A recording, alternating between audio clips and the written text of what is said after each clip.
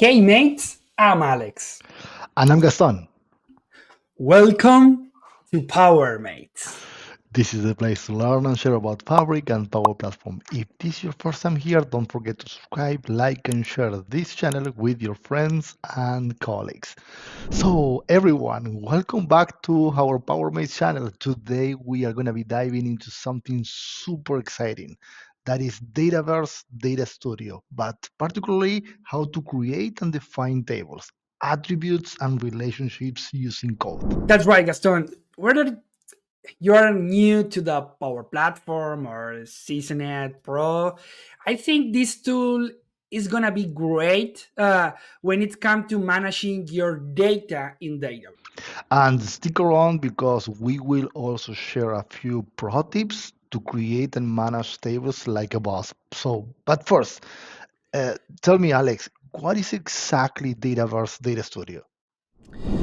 Well, Gaston, we mentioned that maybe a couple of months ago on another video when the Data Studio was released. It's a new web-based experience to explore, edit, and model data inside Dataverse. All without leaving the Power Platform ecosystem. Think of it's like a lightweight focus studio that combines, Power Apps and Power Platform and Mean tools with a cleaner and more intuitive UI, for saying in some way. Yeah. If I understand correctly, you don't need to kind of bounce in between Power Apps, tables, and Excel just to tweak just a few fields. So everything is going to happen in one single place, and seems that it's going to be really fast. Yeah, exactly. So here are a few reasons why I love it. It's as you mentioned, speed. It's load tables and metadata faster than classic tools. Clarity.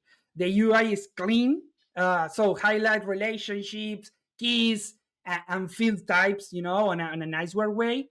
And then you're gonna like it. Data first. You can jump right into the edit records in line and almost like working in an Excel. So that's awesome. That's awesome. Yes, and I can see that one of the my power features exactly you mentioned, you can see the relationships visually, which makes, the modeling your data kind of really easier.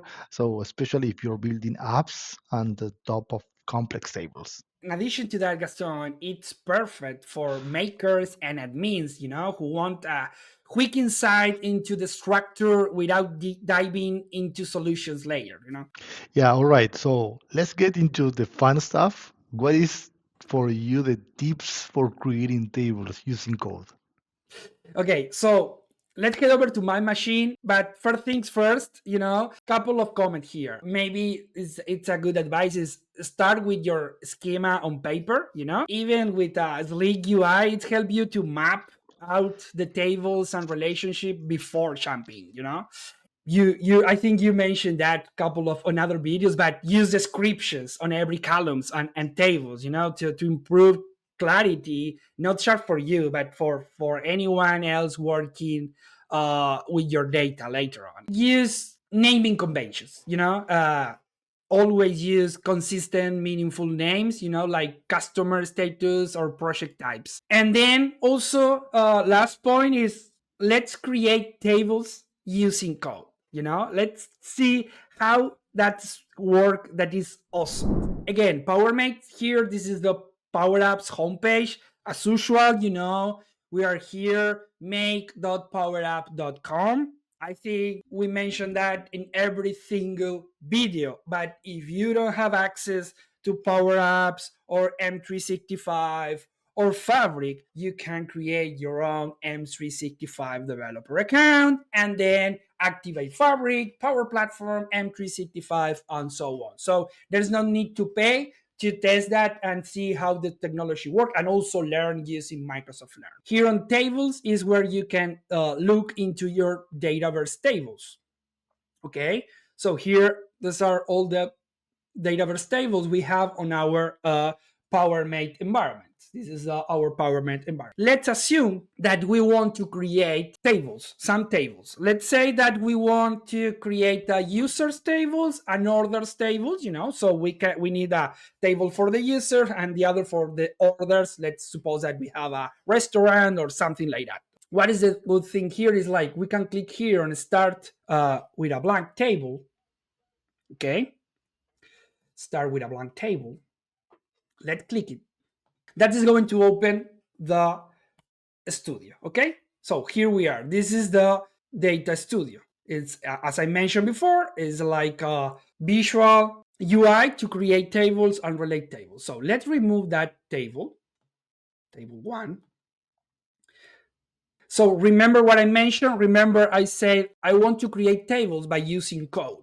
So the first things I'm going to use is a SQL statement to create the tables, users, and order. Create tables, and then I'm going to paste the code here. As you can see, this is a simple SQL statement. Okay, create table users with the ID. It's an int primary key, name, email, and then also create the table orders with the again ID, user ID that should be related with users, product, a month, and then a foreign key, users ID reference the table users. Same way that when we need to create a table on SQL. So let's click on create here or execute the prompt, and let's see what happened. Okay, so what happened? It created tables based on our prompt. Okay, so the table the user table has been created with the specified columns. The orders table has been created with the specified column. Okay, Alex, that's nice, but are you just using SQL statement?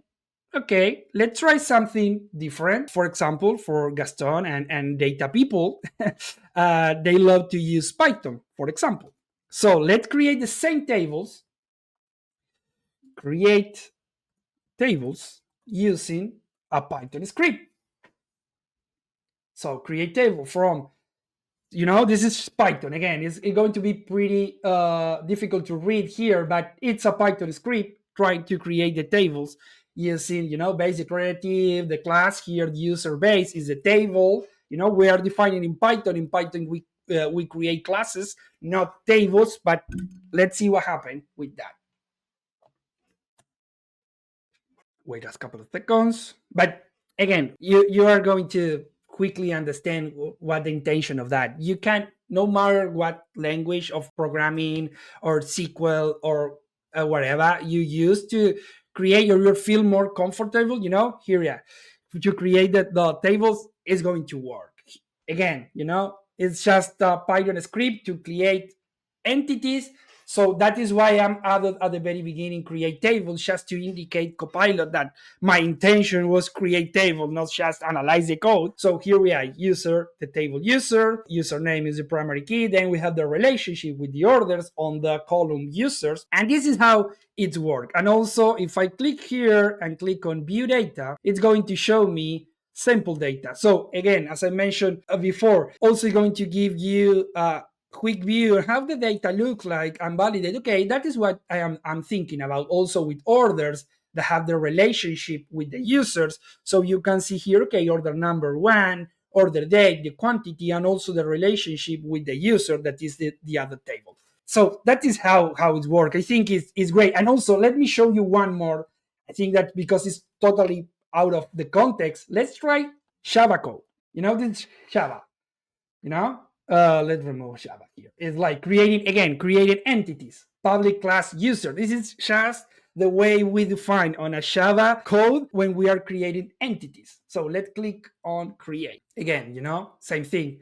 Create the orders, create the users. Here are the last thing I want to mention and before wrap up, and is depends on how you define the code, the entities. That sometimes the copilot create for you the relationship and sometimes not, and that depends how you define the entity, how you define the table, how explicit are you in the relationship on the foreign keys and the columns. So Gaston, yeah, what do you think about that? I think it's pretty cool, right? Yeah, honestly, this Dataverse Data Studio is what we all have been waiting for. So it bridged the gap between, the data modeling and day-to-day the app making. So, PowerMates, if you haven't tried this yet, go there, explore it now. Leave us the comments from all the practice and testing that you've been doing.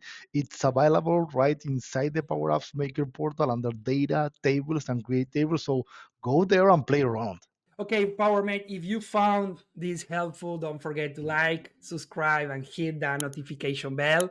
So we have got more Power Platform and Fabric content coming your way. So join us on this journey.